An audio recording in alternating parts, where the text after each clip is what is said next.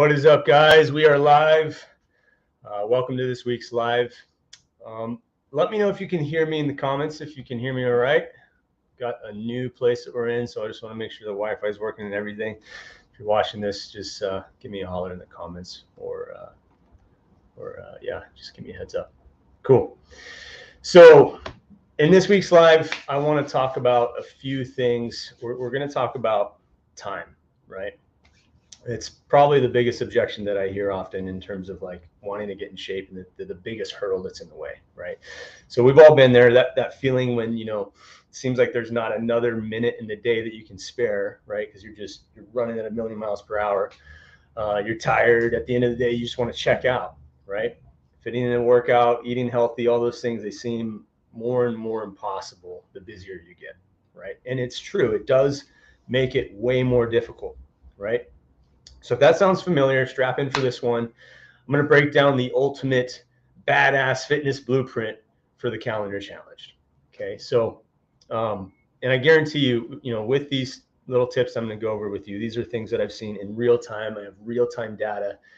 They're simple, they're effective, and they work. If you do them and you follow them to a T, you will see a huge spike in productivity and performance. And with enough consistency and time, you'll turn into a lean, mean machine. All right. So stay tuned. Now, quick disclaimer. I hear it all the time. People whining about not having enough time, right? If that's you, look, I just got to say this. I've worked with too many guys at this point that have insane work schedules, right? That most of us can't even really imagine. I work with doctors. I've worked with guys in Silicon Valley that are, senior tech engineers, and they just have crazy work schedules, right? 16-hour days on average, right? And they're still able to get results, right? With that very, very little time in the week, right?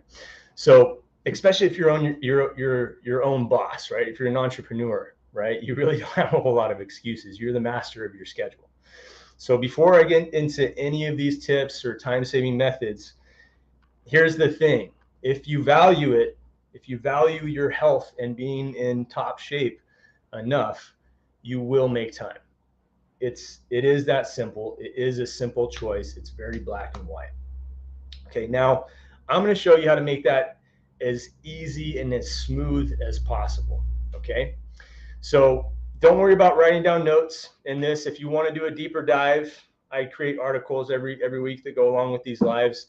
That's kind of the deep dive and breaking down the step-by-step, and all the tools and tricks that I'm going to be mentioning and helpful resources that my clients and I use. So the link to that article is in the first comment below. So go ahead and check that out. You can also subscribe to my newsletter where you'll get access to these weekly articles every week.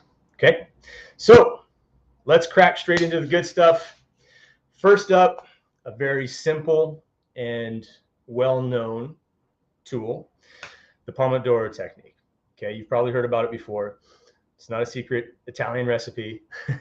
It's a simple and brilliant time management method that can completely revolutionize your productivity at your workday, but also give you a huge opportunity to get some exercise in and dramatically improve your performance and your health and your cognitive acuity when you get back to work. Okay, so here it is. You work for 25 minutes, take a 5-minute break. In that 5-minute break, you perform one exercise and you're a failure, okay? And then you dive right back into the work after that 5-minute break. Super simple, right? You can pick any exercise you want. You can pick like multiple exercises to kind of alternate throughout the day. You can pick 3, whatever. It could be calisthenics. If you got bands or kettlebells that you can put in your office, you can do that, whatever works for you, okay? The goal is just to get a higher amount of frequency in and use your time effectively, okay? So at the end of the day, if you do this, you'll have around the same amount of volume that you would get from a 30-minute workout or more, right?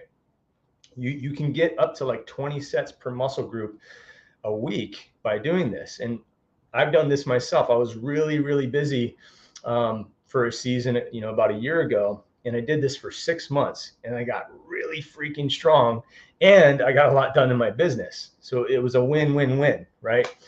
So, we know from research as well that, frequent exercise with kind of lower duration. So you're not in the gym for hours, but like really quick, high frequency, working out multiple times a week, you tend to recover better from those workouts, especially when you haven't been in the gym for like your whole life, right? There tends to be a higher ceiling for progression when you do that. We also know from research that exercise is like a bubble bath for your brain, right? So you'll notice that when you do this, when you get back to work, you're just going to be a little bit sharper. You're going to be a little bit more motivated to get work done, right? And that mainly has to do with the the serotonin and the dopamine release that happens when you work out. Okay, so super simple Pomodoro technique, good for productivity, also good for fitting in extra exercise. Okay.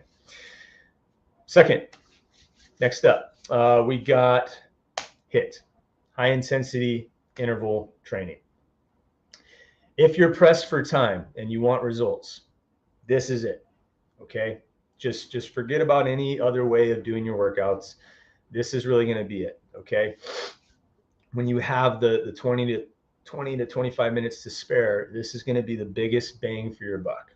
Okay, so it's just basically intense bursts of exercise followed by short recovery periods, right? And it's in intervals. Okay. From what I've seen, this is the ultimate recipe for success if you're strapped for time. Okay. So you want to use your time wisely. Also, these workouts are not boring. They're fun, right? When you get through them, they're challenging. At first, they're going to be maybe not so much fun, but when you start doing them and you start stacking up the evidence that you can progress in them, they become really, really fun. Okay. So HIIT workouts are the way to go if you want to maximize your results. Another thing to focus on when you're doing that is to make sure that you are focusing on compound movements. Okay. So you can do these at home. You can do calisthenics, get a weight vest if you want to progress, further and further, but your squats, your hip hinges, you can do deadlifts, press ups, push ups, anything like that. Anything that's a multi-joint exercise is going to be the best bang for your buck. Okay. The goal is to put the most amount of muscles under the most amount of stress in the shortest amount of time. Okay. And that's really going to give you the most value for your time. Okay. And if you don't have weights at home, definitely I would recommend getting a weighted vest. That's the best tool I've seen for the job. And the thing is like these workouts, you're burning the most amount of calories possible in that time, really, but they're also good for muscular hypertrophy, building muscle mass, building muscle tissue. Okay. And muscle is real estate for metabolic activity. You want as much of it as you can naturally cultivate. Okay. If you want staying lean to be a whole lot easier, then you want to build as much muscle as you can. And from what I've seen, most people are around 10 to maybe 15, even 20 pounds under muscled that are walking around on average. Okay. It's not healthy. It's not good for your lifespan. If you want to live a long, healthy, high quality of life, you want to build as much muscle as possible, right? And you're not going to look like a bodybuilder unless you do something that's not natural. Okay. So you want to be doing everything you can to cultivate as much muscle mass as possible. It's like passive income, right? Once it's built, and you've built it up to that certain point, you can kind of sit back and really enjoy the fruits of your labor. And you can eat more calories and stay much leaner for a longer amount of time. So work smarter, not harder. Pretty simple. Okay. Speaking of smart, let's talk about scheduling. We do it in our business, right? But do we do it with our fitness? In my opinion, if you treat your gym time or your workout time like any other appointment that you would in your business, it's the best excuse killer that I know. And here's why. It creates a rigid black and white plan. And when we don't have that, right, we're making all these plans in our business all day long. We're making a million decisions every single day. But when we don't have that for our fitness plan, it's going to lead to decision fatigue. And that's going to lead to a case of the F-its, right? It's decision fatigue. our brain creates mental shortcuts to save energy, and that's basically all it is. Okay, so you want to have a rigid plan that you don't have to question, so you know what the next thing is. It's in the schedule. Okay, so prioritize fitness like it's an essential element of success, because it is, right? In all areas of life. A fit, healthy, business leader, CEO is a force to be reckoned with, right? They're going to do so much better than the guy who is not taking care of himself, right? Because everything's connected. The brain, the body, the mind, spirit, all that stuff. Okay. For me personally, when I lost 80 pounds, if I didn't schedule it or track it, it didn't happen. Okay. Now, most of the guys that I work with are numbers guys, right? A lot of guys that I work with are in real estate, guys in the Facebook group. I know there's a lot of you, a lot of solopreneurs. Unless you've hired a bunch of accountants, you're probably doing all those things on your own, right? You're crunching those numbers, you're scheduling things, you're putting it in your calendar, you're staying on track. And if there's anything I can leave anybody with, it's just that pause. It's that preemptive planning of like, okay, what are some hurdles that I might encounter here? How can I make this path as easy as possible for myself, right? Yeah, man, got to time block everything. I agree, dude. It's like, it's a lot easier to, do it in the things that make money, because that is something that we generally value more than anything else, taking care of ourselves and the ones we love. And it's kind of like, it needs to happen right now or there's dire consequences. But with our health, it's like you can get away with things for a certain amount of time, right? And often we wait until things get really dire to kind of get on top of this. So it's like, can you just start doing that now before it's too late, right? Health too. Yep, 100%, Jeffrey. Yeah, so same rules apply, guys. If you want to get your butt in shape, start tracking your workouts, your progress, your setbacks, the hurdles that you've kind of come across, or the things that are kind of, I like the word lead dominoes, right? The things that lead to things that are undesirable, and then also looking for lead dominoes that make things easier on us as well, right? I've used this example before. You want to work out in the morning, you want to wake up earlier, well, you should probably be looking at an evening routine, right? Because a good morning routine and waking up earlier is always followed by an evening routine, right? So knowing where you stand, it just keeps you more accountable, right? And it allows you to make informed, logical decisions moving forward. Separate the data from the drama, right? And what gets measured gets managed, that sort of thing. That's it. All right. It's a secret weapon for long-term adherence, especially when you got a bunch of things going on in your life that require your attention and energy. Okay. Now, eventually, and this is what I've experienced personally, you will get to a point where it becomes sort of unconscious. It's just a system. It's a set of principles. It's a code that you live by, and it doesn't take all this conscious planning and effort and preemptive thinking. Okay. I've seen people do this in their business too, where it does become kind of just a pattern. So you can do the same thing in your fitness. Okay. And that's a sweet place to be, right? It's been really cool for me as a coach to kind of go back to my own experiences and really think about these things so that I can teach them. But really, there was a certain point where it all just kind of became my default. Okay. And I've had several clients that I've worked with like for a long period of time where I've seen that happen as well. It does take time, right? It might take more than just a 3-month program. It might take 6 months or a year, or even more for some people, right? But worth striving for. That's a sweet place to be. Okay. Let's see. Last but not least, recovery. I'm going to sound like a broken record as usual. I say this all the time, right? The best training program is the one that intentionally leverages stress while making sure that your recoverability supersedes that. It has to match it or supersede it. Okay. That's it. That's the best programming that you can come across. Okay. There's a lot of hubris around programming in the fitness industry. If a coach or a trainer doesn't understand this principle, they have no idea what they're talking about. Okay. So for that, sleep, number one. All right, you have to treat it with a lot of respect if you want your ceiling for progression not to be super low. Okay, so you got to create time to relax. You got to create time to wind down, especially in the evening. Right, get a foam roller. Stretching, massage, breath work, which has the most scientific backing for how it influences our state, right, and how it influences things like sleep. Just make those things non-negotiables.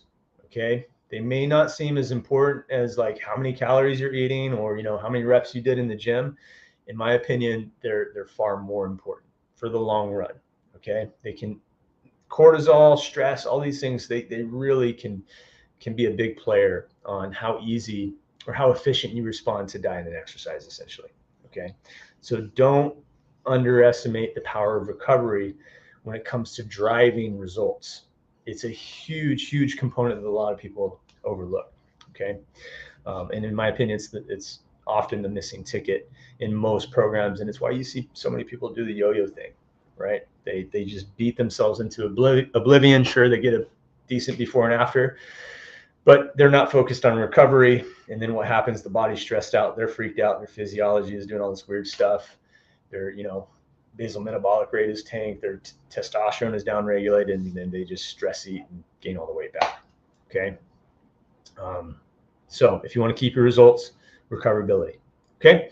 So to wrap it up, a little bit of a recap. You got the Pomodoro technique.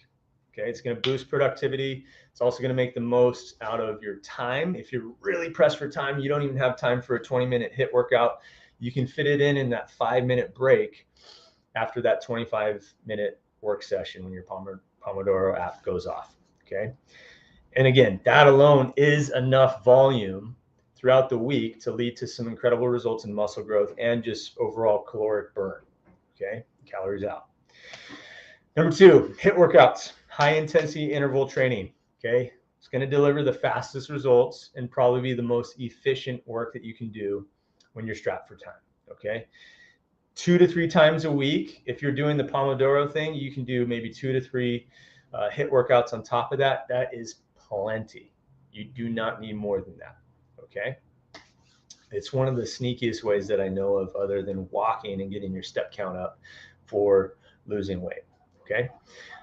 With that, you want to make sure that you're mastering compound movements: squats, deadlifts, bench press, push-ups, pull-ups, rows, those types of things. Okay. Work as many muscles as you can with one exercise to maximize your time and effort. Okay. And again, muscle is real estate for metabolic activity. You want to build as much of it as possible. Okay. And then I forget what number we're on, but the next one is schedule and prioritize gym time. Okay. Treat it like any essential appointment, right? Like, again, for me, if it's not scheduled, it's not getting done, right? I'm way too much of a scatterbrain just to kind of wing it all the time, right? So treat your fitness session like it really is an essential appointment for your business. Okay. And the thing is, it 100% is an investment in your business. When you invest in your health and your performance, you're just going to perform better in the business. You're going to perform better in life in general. Okay. Skipped one. Opt in for home workouts. Okay. If you don't have a lot of time, can't make it to the gym, not a problem. Most of my clients, I would say probably like 80% or more, work out at home and have like a home gym setup. Okay. So invest in your environment, right? That's one of the 3 components of consistency.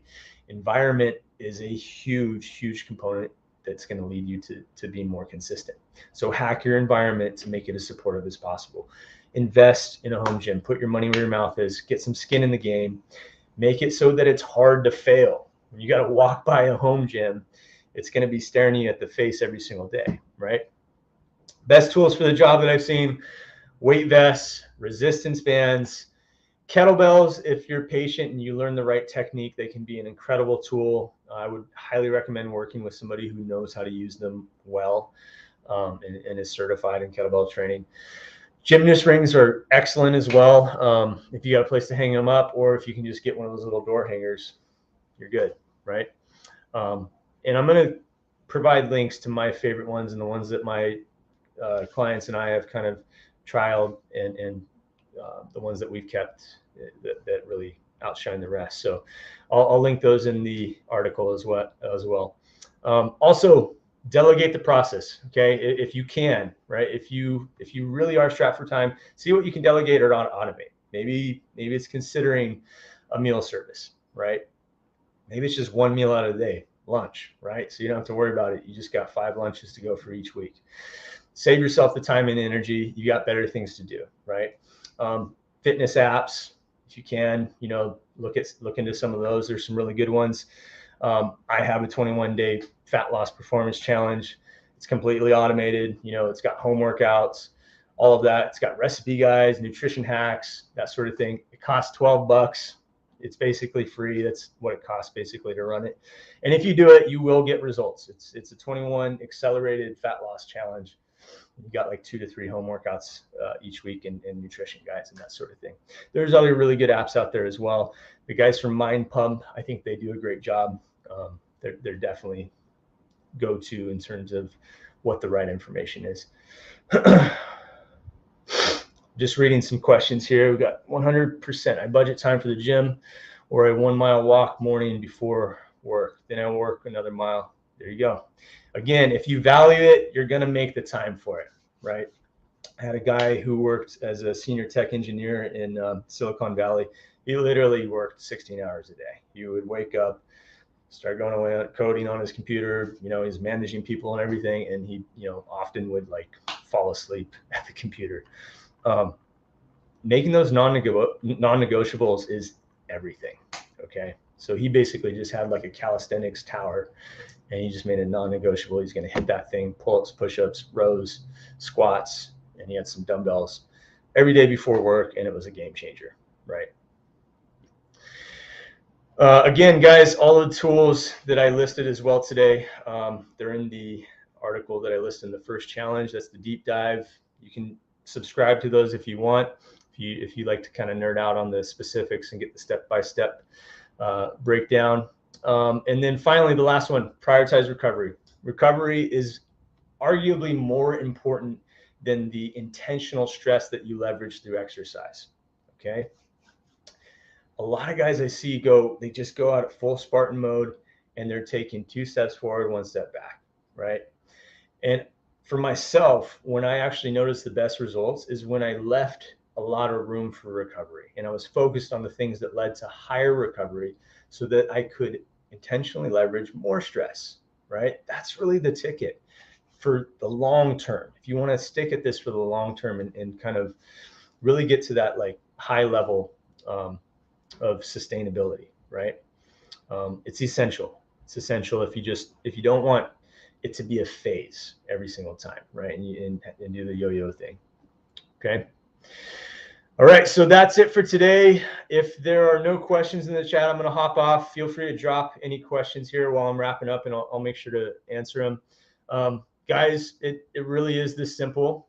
These simple little shifts and strategies, it oftentimes is just these things. It's that preemptive strike. It's that step back, pausing, and then really analyzing the plan, what's going well, what needs improving, what needs tweaking, and really just making these tiny little shifts. You don't have to overhaul your whole lifestyle overnight, right? And often when I see the most like the highest level of adherence and the best long-term results, it's the guys who really adopt that small wins approach. Okay. So trust me on this one. It just focus on those tiny little shifts that you can make this week, right? And then course correct the following week, and then do it again. Rinse and repeat, rinse and repeat, rinse and repeat, right? That's all it is, right? And realize that if you get in better shape physically, you will be in better shape in every other area of life. You'll be in better shape for your business. You'll be in better shape for your relationships, for life. Okay. You'll be fitter, happier. You'll end up making more money. Your relationships will improve. So please, please, please, whatever you do, don't allow your health to slip at the cost of your business. I don't think you need me to tell you that. that is actually incredibly counterintuitive. Okay. So if this is resonating, if you're getting fired up, if something's flowering inside of you during this live, leave a declaration. If you're watching this live or if you're watching the recording, what's the declaration of action that you're going to take this week? What's one action you're going to take towards prioritizing getting in your best shape? And then rinse and repeat. Like I said, check it out next week, course correct, rinse and repeat. Guys, on your side. See you next week.